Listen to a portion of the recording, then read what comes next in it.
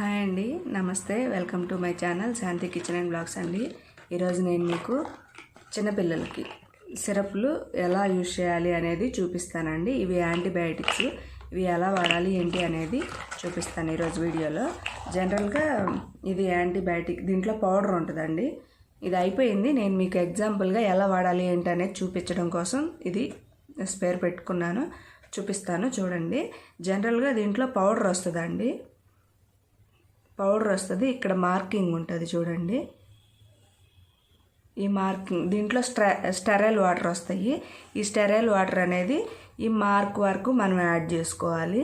కొంచెం ఎక్స్ట్రా ఉన్నాయి కదా అని చెప్పేసి ఎక్కువ ఉన్నాయి దీంట్లో యాడ్ చేయకూడదండి. వాళ్ళు ఎక్కడి వరకు మార్క్ వరకు వేసుకోమని చెప్తారు అక్కడ వరకే వేసుకోవాలి. వేసుకొని బాగా షేక్ చేయాలండి. బాగా షేక్ చేసుకొని 4 ml అయితే 4 ml, 5 ml అయితే 5 ml డాక్టర్ సజెస్ట్ చేసిన దాని ప్రకారం పిల్లలకి 2 పూట్ల వేయాలి, మార్నింగ్ ఈవినింగ్. సపోజ్ ఇది 5 days వాడచ్చండి. 1 week తర్వాత దీన్ని వాడకూడదు, పడేయాలి. కన్జ్యూమ్ చేస్తే 1 week లోపు చేయాలి, లేదంటే ఇంకా పడేయడమే. ఇది తర్వాత యూజ్ అవ్వదండి. ఒకవేళ మీకు మ్యాక్సిమం ఇది 5 days వస్తుంది. ఒకవేళ మీకు 2 daysకే రిజల్ట్ వచ్చింది అనుకోండి, 2 days వాడారనుకోండి, ఇప్పుడు కోల్డ్ కానీ లేదంటే ఇంకా ఏదన్నా ఫీవర్ కానీ అట్లా ఉండి డాక్టర్ యాంటీబయాటిక్ సజెస్ట్ చేసి మీకు 2 daysకే ఫీవర్ తగ్గింది అనుకోండి, రిమైనింగ్ 3 days కూడా కంటిన్యూ చేయండి, ఇబ్బంది ఏం లేదు. ఎందుకంటే ఇప్పుడు నేను ఎగ్జాంపుల్కి చెప్తున్నాను. మన బాడీలో 100% బ్యాక్టీరియా ఉందనుకోండి, మీరు 2 రోజులు వాడడం వల్ల ఏం జరిగిద్దంటే క్యూర్ అవుతుంది, 70% క్యూర్ అవుతుంది. ఆ 30% లోపల ఎక్కడో ఉంటుందండి. సో అది ఏం చేస్తుందంటే మళ్ళీ ఒక 20 days తర్వాతనో లేదంటే మళ్ళీ 1 month తర్వాతనో వెంటనే ఇన్ఫెక్షన్స్ వచ్చే ఛాన్స్ ఉంటుంది అనమాట. అది మొత్తం పూర్తిగా డెస్ట్రాయ్ అవ్వాలంటే వాళ్ళు సజెస్ట్ చేసిన యాంటీబయాటిక్ బాటిల్ మొత్తం అయిపోయే వరకు వాడాలి. ఎందుకంటే నేను ఫేస్ చేస్తున్నా కాబట్టి, సో మీకు యూజ్ అవుద్దనే ఉద్దేశంతో నేను చెప్తున్నాను. యాంటీబయాటిక్స్ ఎప్పుడైనా సరే బాటిల్ మొత్తం యూజ్ చేయాలండి. ఈవెన్ కోల్డ్ కూడా.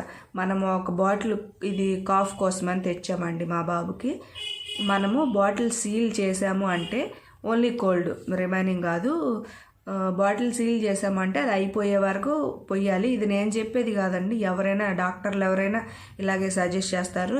మీరు 2-3 days వాడి పోనీలే తగ్గింది ఇంకా కాఫ్ రావట్లేదు అని చెప్పి మానేయమాకండి. ఇది మాత్రం కంటిన్యూస్గా బాటిల్ అయిపోయే వరకు యూజ్ చేయాలి. అప్పుడే వెంటనే ఇప్పుడు 2 daysకి తగ్గింది అనుకోండి, మళ్ళీ ఒక 20 days 30 days కల్లా మళ్ళీ వస్తుంది కోల్డ్.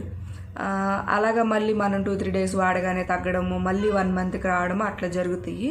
సో అలా జరగకుండా కొంచెం ఎక్కువ రోజులు ఇన్ఫెక్షన్స్ ఏమీ అటాక్ అవ్వకుండా ఉండాలంటే యాంటీబయాటిక్స్ కానీ కోల్డ్ సిరప్లు కానీ మొత్తం కంప్లీట్ అయ్యే వరకు వాడాలండి.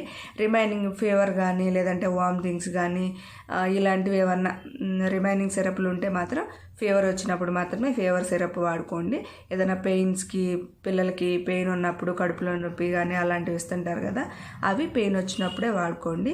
కోల్డ్ యాంటీబయాటిక్ మాత్రం ఇది కోర్స్ లాగా వాడాలండి. అప్పుడే పిల్లలకి ఇబ్బందులు రాకుండా, ఏమి ఇన్ఫెక్షన్లు తొందరగా రాకుండా ఉంటాయి.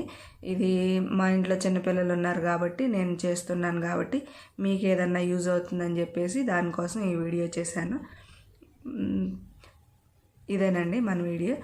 ఫస్ట్ టైం ఎవరైనా మన ఛానల్ చూస్తున్నట్లయితే ప్లీజ్ సబ్స్క్రైబ్ చేయండి, లైక్ చేయండి, షేర్ చేయండి. Thank you for watching.